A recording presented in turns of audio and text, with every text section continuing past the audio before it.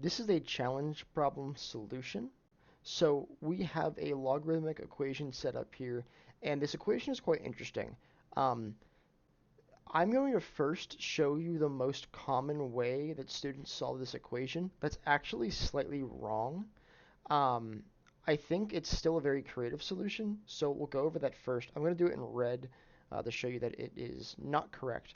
But the first thing we're going to take advantage of is we're going to use the power rule on this 2 right here. So I can write this as 2 natural log t equals the natural log of t squared. Now this is pretty clever. What we're going to do is we're going to divide both sides of the equation by the natural log of t. And in doing this, from the left side of the equation, the natural log will cancel out. And in the right side, we have a natural log squared. Dividing that by a natural log reduces the square.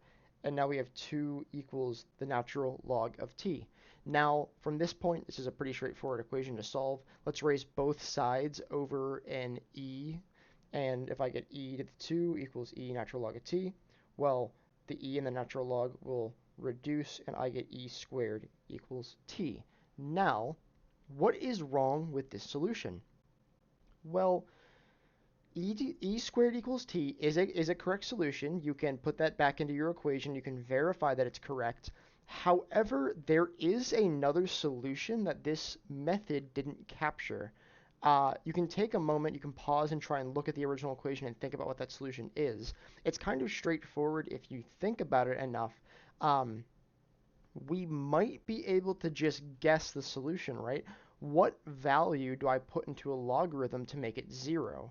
Well, if I let t equal 1, so we'll put it in blue, this is our missing solution.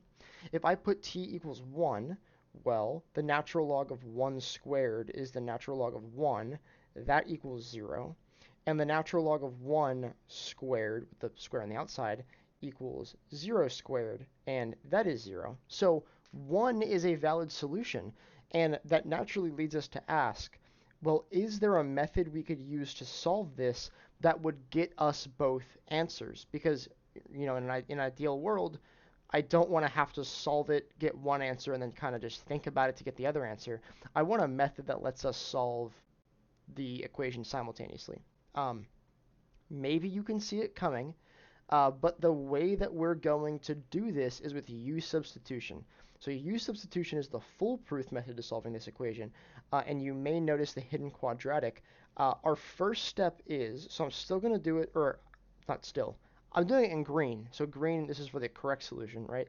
Um, our first step is still to move that squared down in front of the logarithm. So I want 2 natural log of t, and then you might be able to guess the next step.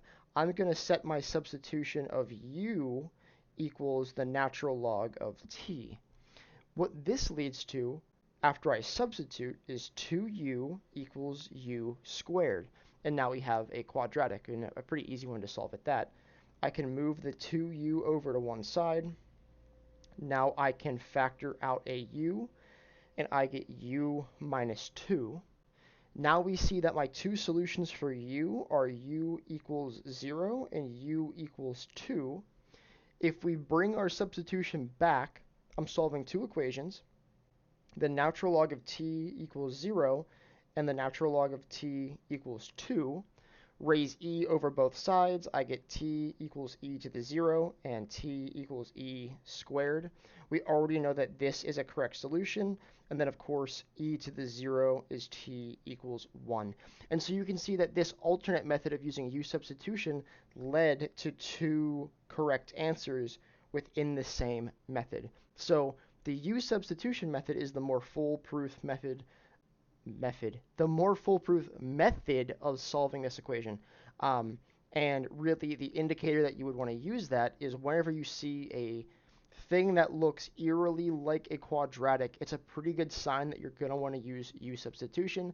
That squared is a good indicator that you have two solutions to your equation. So it's always good to look out for a time when you can use U substitution to get a more in-depth solution.